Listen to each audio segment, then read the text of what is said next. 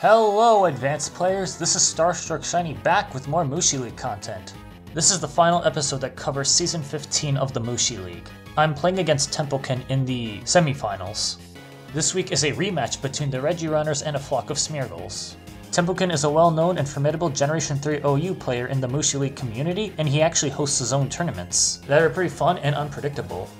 Low-key, I was a little bit unprepared for these games because the scheduling was not in my favor, and I ended up playing at a time where I was really tired, but I was still on my A game, and as you will see, many of these games were pretty close.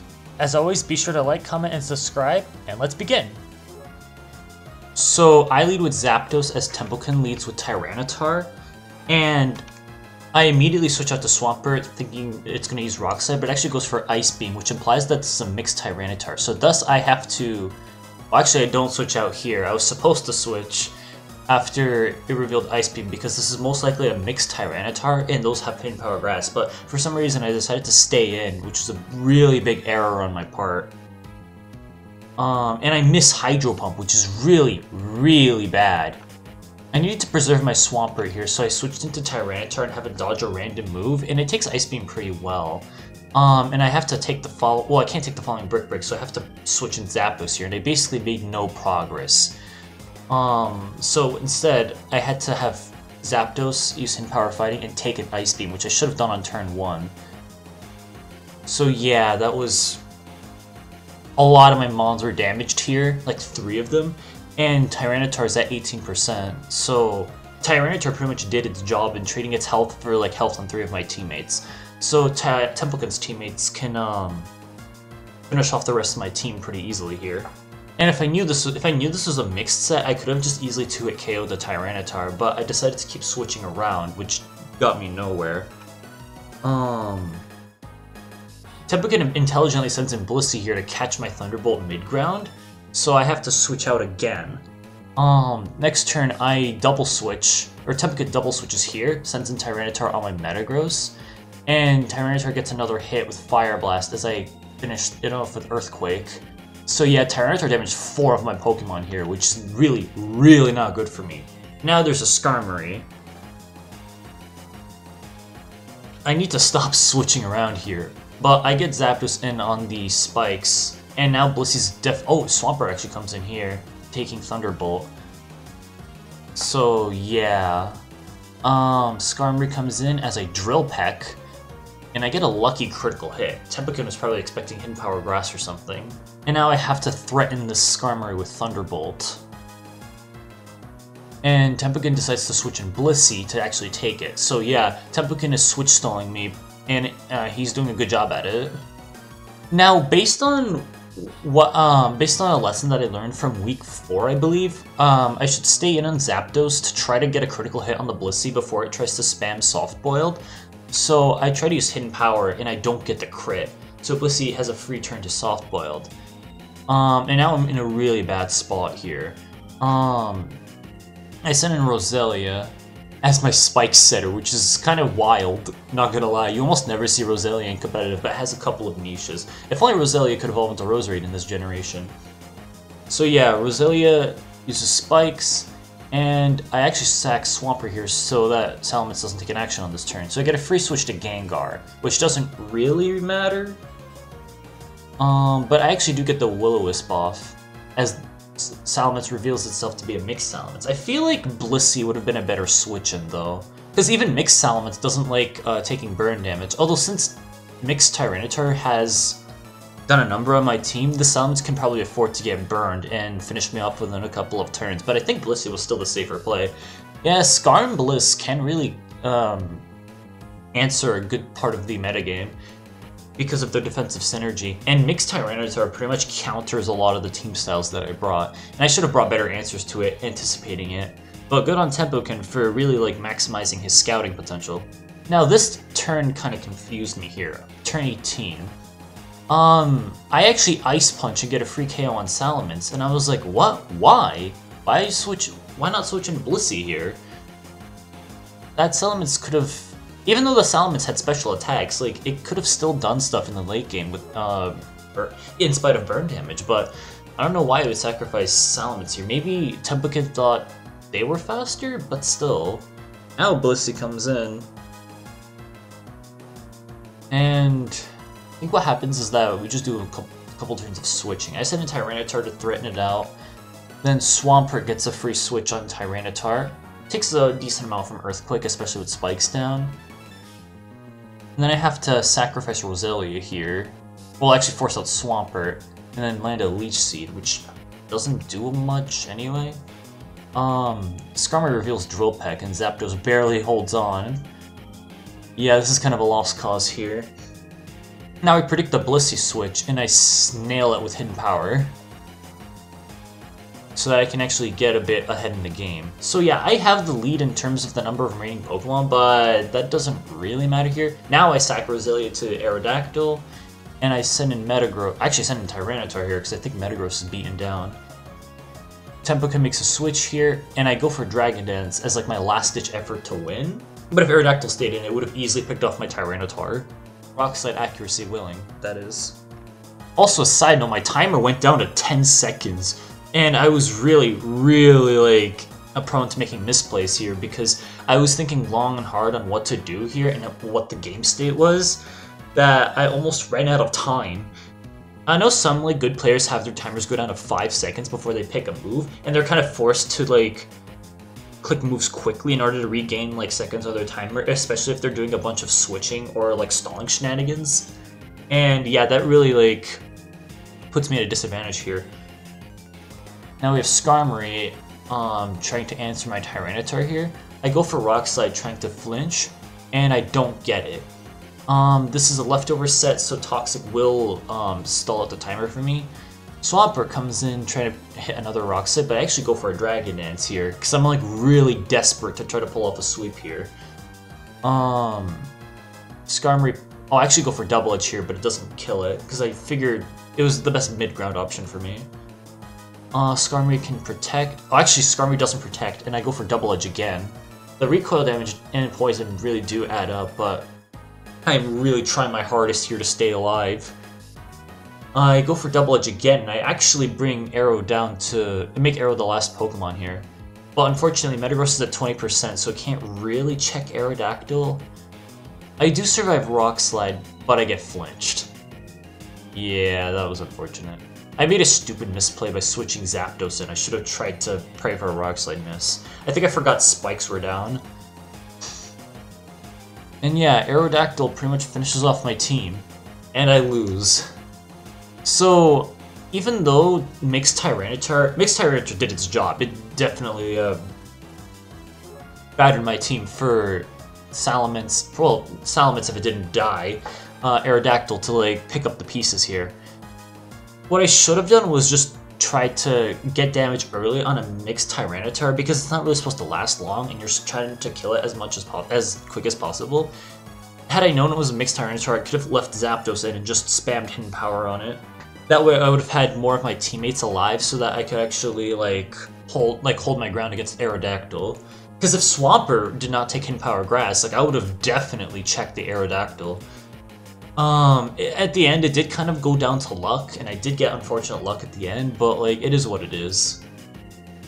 But yeah, Tempokin wins this game with one Pokemon remaining, so it was a pretty close match, all things considered.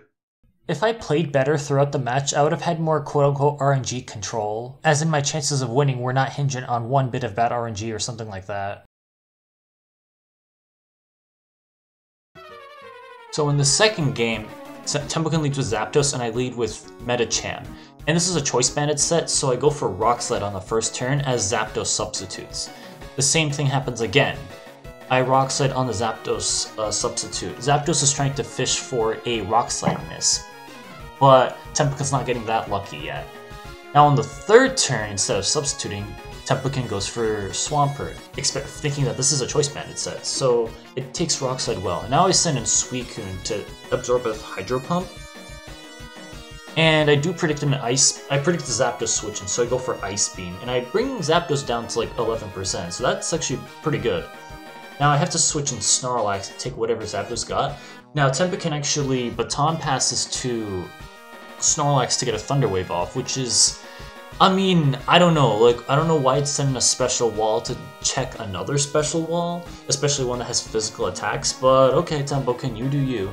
I guess Tempokin was not expecting a Snorlax in this matchup. So I get an Earthquake off here.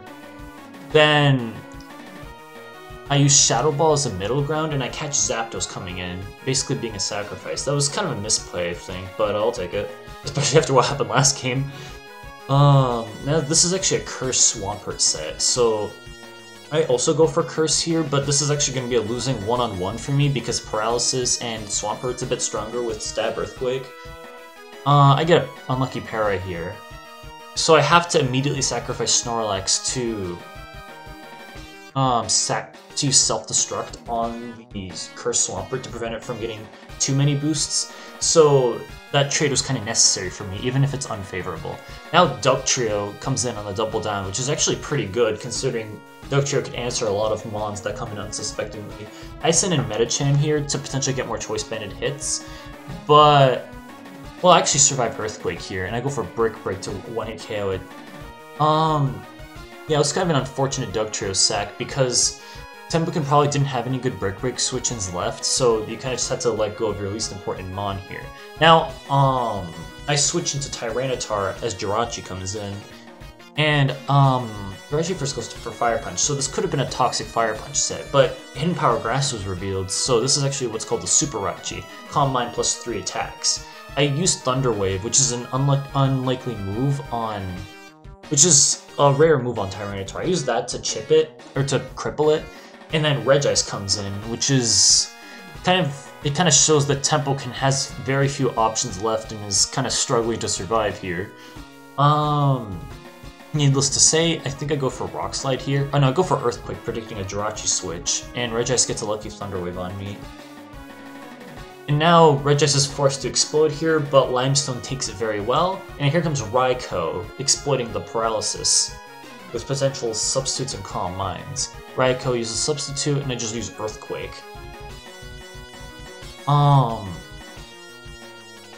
And then Raikou substitutes again, trying to fish for full Paralysis, like he did with Zapdos earlier, and he just didn't get it. Well, actually, fished for that Rock Slide, but same thing.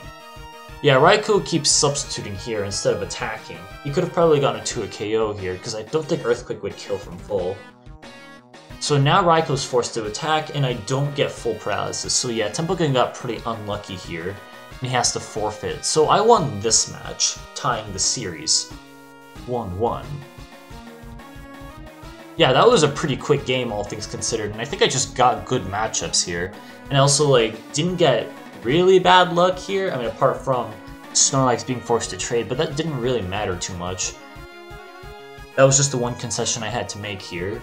Also, this wasn't really a team that I normally bring. Like, I don't really bring Medicham Hyper Offense all that often, so that also caught Tempokin off guard, just like he caught me off guard with Mixed Tyranitar last game. So the first match was pretty close, and the second was kind of one-sided, so anything can really happen in the third game. We gotta just keep watching. Here comes the final game, the tiebreaker once again. Who will win this week? The battle starts with Tempokin leading with Tyranitar, while I lead with Choice Band Metagross. And I quote-unquote start off strong by going for 2 Meteor Mashes back to back. That critical hit was pretty lucky. In response, Skarmory sets up spikes.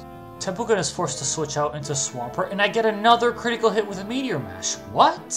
Tempokin's best defensive mons are already severely chipped. Can he come back from this? Well, for starters, he predicts the Celebi switch and goes for Ice Beam, knocking out half of my health already.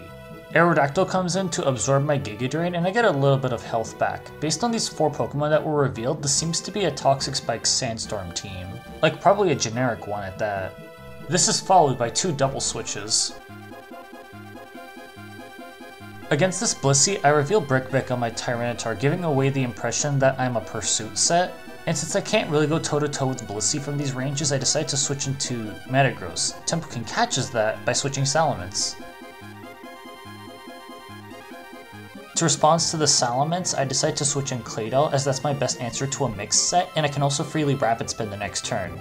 I decide to switch in my Mixed Tyranitar, and I used Ice Beam for some reason after Skarmory sets up spikes. It was supposed to be middle ground, but I must have messed up the damage calcs or something. However, as you just saw, I got rewarded for it by dodging the Toxic.